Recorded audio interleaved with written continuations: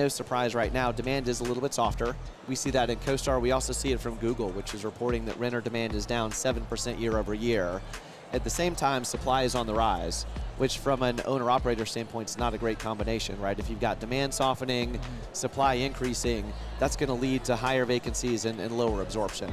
We're finding that vacancy rates are rising higher a little bit faster for 4 and 5 star properties. So they're seeing closer to 9% vacancy by the end of the year, where, say, a 3-star property is going to be a little bit lower. And so we've just launched AI chat on apartments.com listings, where you can do the chat online. It's immediate responses, immediate results, 24/7 access.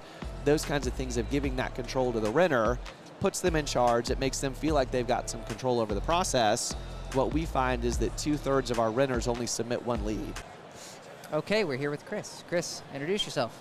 Hey everybody, my name is Chris Hood. I lead the industry marketing team at apartments.com. So my team's world is all about helping the sales team bring communities onto the network and making sure they're happy. That's great. And you came to us saying that you have a bunch of data that you want to share, some survey work that you did? I do, yeah. Really 2 pieces of data behind what we're talking about today. So we just conducted a survey that we had 37,000 renters respond to, getting a sense for their sentiment, their behavior, what they're looking for the next 6 months. And then we have about 44 million renters coming to our apartments.com network every month. So I'm also going to share some of the insights on just their behavior and how they interact with our site and our clients. Did you focus on a specific part of the renter journey? Because there's so much that you could survey them about when you talk about renter sentiment. So what was really the focus within the survey? Yeah, good question. We spent a lot of time figuring out just what to talk about. More of the focus of the survey was what gets into when do you plan to move, what are the motivators behind your move, and as you do it, what are the things that are really driving what you're looking for. And then the behavioral part really also comes in within their network visits. That's kind of taking you that last step from not so much motivations, but hey, when they are searching and they are looking on the network, what are they looking for and how do they make those decisions? Yeah. Did you have anything you were hoping to prove or disprove? Or is this super just like, throwing that out there and see what comes back? Yeah, good question. If you talk to the sales team, they definitely would have motivations behind it. But for the marketing team, honestly, it's really more just about what's their state of mind, what are they looking to do, what matters to them right now. What we take from the findings are certainly things that help the sales team with their work. It'll help inform product development, but it wasn't so much, hey, we want to get XYZ out of it. It's just more, what's the data going to tell us, and then we'll go from there. All right, cool. Well, lay it on us. Where should we start? Well, what we're starting with right now is a lot of the CoStar data that we have around what's going on in the economy and the industry first. We kind of start there, and then we drill down into what renters have going on. And what we're seeing from the CoStar team is, no surprise right now, demand is a little bit softer. We see that in CoStar. We also see it from Google, which is reporting that renter demand is down 7% year over year. At the same time, supply is on the rise, which from an owner-operator standpoint is not a great combination, right? If you've got demand softening, supply increasing, that's going to lead to higher vacancies and lower absorption. So that's kind of the downside. The upside in the survey is we found that 41% of renters told us they do plan to move by the end of the year. So even though demand's a little bit softer, that's still millions of people looking for a new apartment home. And that's really where we kick in and say, okay, look, what are the things we can do to help make that connection between renters and communities smoother and help the leasing teams make that connection from renter to resident even faster. So the demand that you mentioned from Google, if you don't mind, on the 7% drop, was that broad strokes, or do you know underneath that 7%, meaning like asset type or geographic? Because there's still some markets they're winning, and my perspective, wrong or right, with multifamily has always been there's always winners. It may be the B assets during a down market, and then A's, are the ones that are thriving, when it's more frothy or a healthier market. So I just didn't know. Also, is that search volume that was the 7% as far as the market demand? I just don't know how much you can unpack that 7%. Yeah, Reid, what I have seen are really a couple things. That 7% is across the board overall. Okay. I can tell you that from a CoStar perspective, we're finding that vacancy rates are rising higher a little bit faster for 4 and 5 star properties. Okay. So they're seeing closer to 9% vacancy by the end of the year, where, say, a 3-star property is going to be a little bit lower. Got it. And a lot of that gets back into some of the supply as well. If you go back a couple years, a lot of these cycles always lag the market a little bit, right? So a lot of the new building and the new construction was a little bit higher end that's putting more pressure on those 4 and 5 star properties. Yeah. And- But in general, the demand is across the board a good bit lower. You're right, there are always some markets that are winners or losers, but in general, a lot of markets are seeing softening demand right now. I'm not super familiar with the apartments.com or CoStar language. So 4 and 5 star, are those more from reviews, or is that more from like price point? More about price point and amenities and those kinds of things. So yeah, the 4 and 5 star are going to be a little bit higher end. 3 star maybe more middle end. Okay, makes sense. So what I'm hearing is you guys are predicting by the end of the year you'll have higher vacancy rates on those luxury properties, if you will, than what you would have maybe for the middle of the market. In general, yeah, that's right. Okay, cool. All right, well, what's next?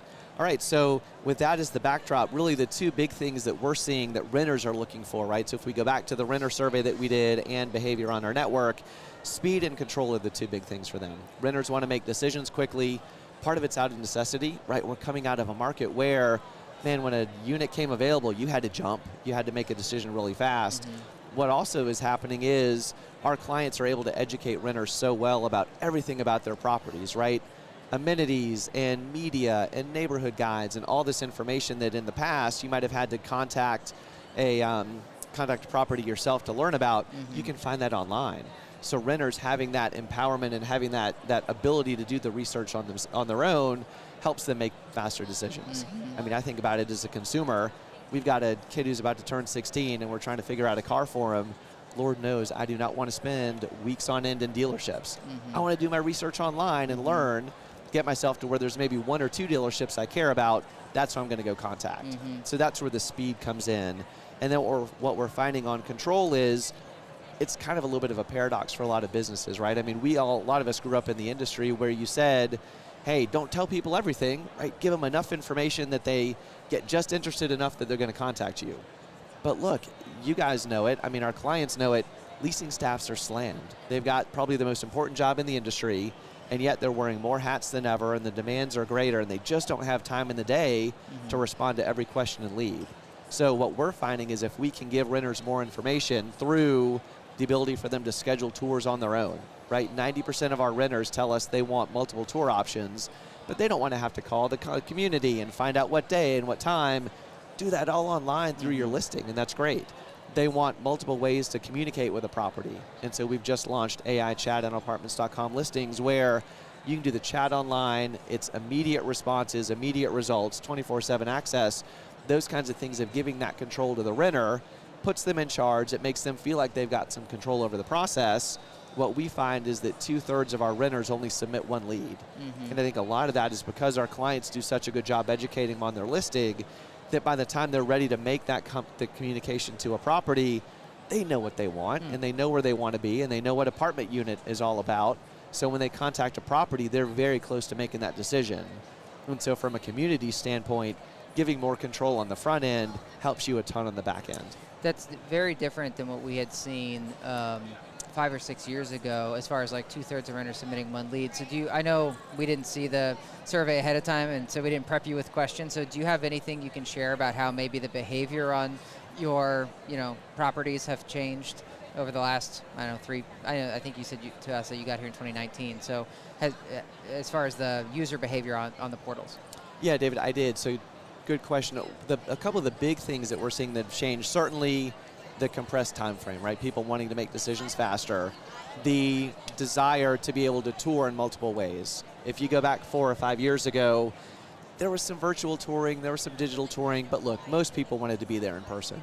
And for as many things about the pandemic that were terrible, it did kind of accelerate some of these kinds of trends. People have gotten much more comfortable doing their research online. Again, you can look at that across a bunch of different industries. I know you guys have probably seen it in other places too, where a trend that might have been slowly ticking up in terms of digital adoption kind of hockey sticked because it had to.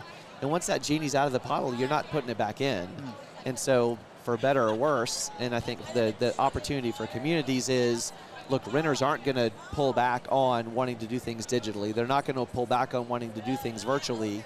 So if that's the reality, how do you embrace that and how do you use that to be successful?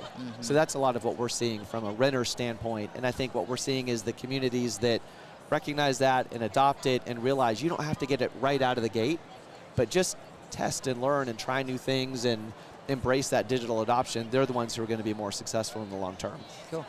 Well, I'm curious if you have any speculation. You mentioned some of this should be informing product development, what that might look like, because the big trend that we've seen now for a few years on property websites is the AI leasing agent.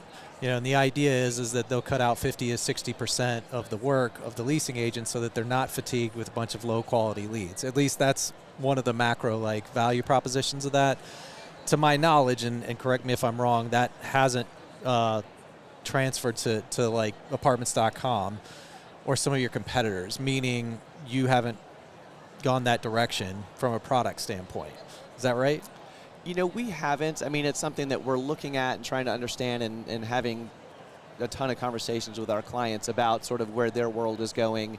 Centralization is a hot topic, right? A lot of these PMCs trying to figure out, do we keep staffs at each individual property? Do we centralize a little bit? For what we're doing, certainly the AI chat's going to continue to grow, right? And what's been interesting, I've talked to a couple of our partners who say, they're seeing cases where people are interacting with a chatbot and they're saying please and thank you because that experience is getting so real, it really does feel like you're talking to a real person. Yeah. So I'm a little hesitant to speculate, but look, it's hard to imagine that those trends are going to slow down. Yeah, which could be a big disruption, but I guess done right, it could be favorable, for apartments.com. But I was just thinking, if I'm coming in, instead of going through multiple listings, doing my research that you're talking about, because I agree, that's what everybody does. Where's the best place to get that online research? And apartments.com is a great resource for that. Yeah. That being said, I'm still having to go through a bunch of different listings to go through that. Enter the chatbot, right? Where it's I can either just tell you this is what I'm looking for, and then apartments.com gives me a new search results page that's all, the same criteria that I'm looking for, right? Versus spending hours and hours looking online, trying to find the right apartment. Wouldn't that be the speed that you're talking about that renters are really looking for? Yeah, Reid, that's a good point. It certainly can be. What we find on our site across apartments.com network is a lot of renters are using the filtering capability now. So I feel like they're sort of going in that direction where I can search by price range and I can search by number of bedrooms and I can search by certain amenities I'm looking for.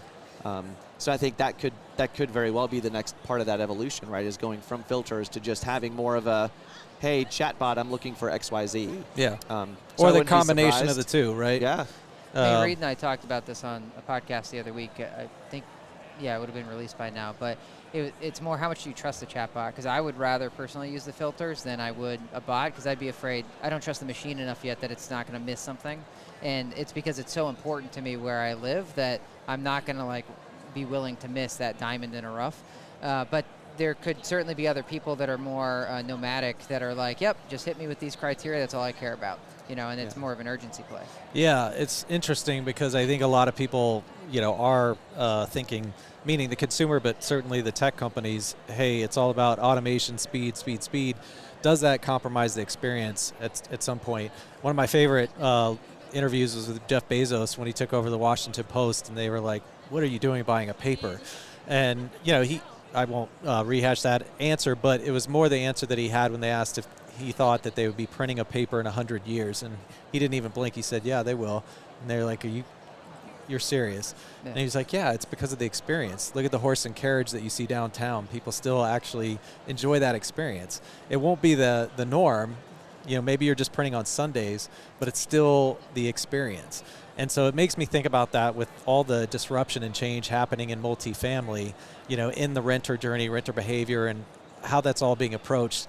To David's point, he doesn't trust a chatbot. And I'm not saying in 10 years you won't, but and I'm not here to be on a crusade about the human element, but I don't shy away from it. I still think that it's the combination of tech and people that are going to be the winners, And apartments.com, of course, is not managing the properties themselves. So I'm not saying that you guys, necessarily have to account for that as much as the properties themselves, but just something to think about, on that whole product development line. Well, what did the rest of the survey tell us? Is there anything that this built on? There's plenty else that we've learned, but those are a lot of the big points that we've learned and are building on. Now, Reid, I think what's interesting about what you talked about, and I would agree with, is the answer isn't an either or, right? I mean, we're not looking at you're either doing chatbot or talking to a human. It is what's the right combination of both and. And where we're netting out right now at apartments.com is, look, what are the parts of the experience that we can make more digital? And that's great, because when we think about the leasing teams, hey, we want their conversations to be as efficient and as effective as possible. And so if we can get them not talking about the basic questions about what are your availabilities and how do I schedule a tour and where do I go to apply, and shift those conversations with the live person into really deeper dive, higher end, the kinds of things you can't get online, boy, that's better for the renter because they've gotten a lot of that information up front. It's so much better for the leasing teams who really are focusing on lead conversion, and it puts more time in their day to serve their residents, which is such a huge part of what they do. And quite honestly, some of that resident service are things that you really cannot automate. So I think it really is that both and it'll be interesting if you go fast forward a few years. I mean, my prediction would be you got a lot more people who are comfortable with chat, and it may not be a linear approach, right? It may be you have a good experience, a bad one, two good ones, one bad one. But the trend line, you've got to think, is moving in that higher comfort level for more people. Yeah. It's almost like you have to be there regardless, because it's similar to like streaming or something. It's like some people still want the cable bundle, and other people want to like pick and choose the services they want to watch. And it's the optionality, yeah. Yeah, it's the optionality. So give them the option to sign up for a virtual tour, or to do an in-person self-guided tour, or hey, you still want to talk to a human? Yes, you can call the phone number. I was meeting with someone earlier who said that some vendor was trying to force them into using a chatbot for everything. Every phone call would text you back and say, hey, I can't get you, but please, let me know. And so they were purposely stepping in the way of getting to a human. Now, I do agree that it's a terrible experience that so many of the phone calls in this industry go missed. And our data shows it's roughly like 60% of the phone calls that come in. That is not good. But to not allow someone at all to get in touch with a human, and they have to be using a text interface, really doesn't provide the optionality. It's going to tick a lot of people off. Yeah, that's right. And I think you nailed it, David. Our research is that about 49% of calls go unanswered within 3 days. So not dramatically off from what you guys have seen. And you're right. I mean, if you approach it from what's best for your business, boy, you're probably going to be in trouble. If you approach it with what's best for the renter, you might not get it right every time, but you're going to directionally be much better off. And that's where we look at things like, tour scheduling, like AI chat. If you approach it from, hey, this is what renters are looking for, this is going to help them, it's going to educate them better, so when they do contact us, they are more knowledgeable and we're more likely to convert them into residents. I think if you're going in that direction, you're probably going to be in a pretty good place. Yep. Well, Dave and I are both very passionate about research. Something we did when we first started the company was generically called, I'll say, simul search. But we actually went to properties. But, the reason was because it was simulated I was going to tell him. Oh, okay. That's okay. I was like, you stole my thunder. It's all right. He buried the lead. But he also named it, so he can have it. That's why I said generically, just in case you didn't like the name. Well, it would have been his idea, right? Yeah, exactly. Yeah, simulated search. But we went into properties, got a few residents, 10, 12, and we brought laptops for all of them, and we said, take us through your search for your next property. And the idea was just as raw as it could be, and then we videoed the whole process. David added some facial recognition, so we could actually see their expression as they were going through the process. It was super fascinating. And, I think it's okay to take, I don't want to say a shot at Craigslist, but we actually saw contempt when they got into Craigslist because it was so frustrating. But they spent time, of course, in apartments.com, spent time on Google, et cetera. But we were really curious, and that's why I asked you about what kind of segment or did you focus on in the survey, because we were totally honed in on the initial search, which is so critical. It's like in those first 30 minutes, what does the behavior really look like? The challenge with that, but that maybe we'll revisit one day, but I would love to see apartments.com do something like this, is to scale it, to have the resources, to have the resident, base that you could really do something like that, because the surveys are great. I mean, I certainly see value out of them, but it's not the same as something as raw form as that. And we also had the chance to then do some interviewing afterwards. So it was kind of a blend of a traditional focus group along with like a technical, evaluation. And so I would just love to see apartments.com with all of that, resident like access, take, kind of that next level as far as survey and renter behavior. And maybe they have, I don't know, but yeah, I just figured you'd appreciate that since you know, you're obviously passionate about the research too. Yeah, and I love the approach. I mean, it's always cool when you can get a combination of sort of the theory and practice, right? Exactly. And you guys nailed it in a really creative way. Yep. Yeah, you need the research and you need to understand what renters tell you. But look, the reality is consumers, what they say and what they do aren't always the same Exactly. thing. So it's fascinating to see what parts of it were the same and what parts of it were the stated versus derived really were not. Yeah. I'll let you, if you don't mind, we can wrap up with this, but the one other component that we introduced in that early research that we really saw value and appreciate was the network surveys.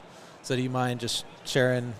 Yeah, so most people, when they do a survey, it's like you formulate your questions, and it's like 1 to 5 scale, or pick from multiple choice. What was different about the way we approached our surveys was it was with the network effect. So it would ask someone an open-ended question, what are your top 5 amenities? And then you would free-form them. And then it would serve that later to another person, say, somebody else said this, do you agree or disagree? And basically it starts building this network effect in Node where someone can quickly answer, do they agree or disagree to 100 different other people and what their opinions were. And it helps stack rank than like what it really comes out. Because some people will say like, well, I definitely want to be close to work and I need a washer dryer in the apartment. But somebody else will say like, great lighting. And they're like, holy crap, I didn't even think about great lighting. That is very important to me. That is high on my list. And so that's what it helps pull out, is those more deeper emotions that you're not really, that aren't top of mind. That may be thought of as outliers, but in fact are big like an area of opportunity for a lot of folks, Yeah. right? Or a challenge. Yeah. Because to David's point, if you're just doing like, you know, these 3 to 5 things, that's all they have to answer from, then you miss the outliers and you can't find out whether those are really significant or not. So it was just another cool component of the research. Yeah. What a clever way to do it. That's really cool. Yeah. Crowdsourcing your research is sharp. We geek out on this stuff. Yeah. I can tell. I like it. So when you have something else, hit us up and we'll have you back on. Yeah, I'd love to, guys. I appreciate your time. Thanks so much. Appreciate it, Chris. Thanks. All right. All right. Take care.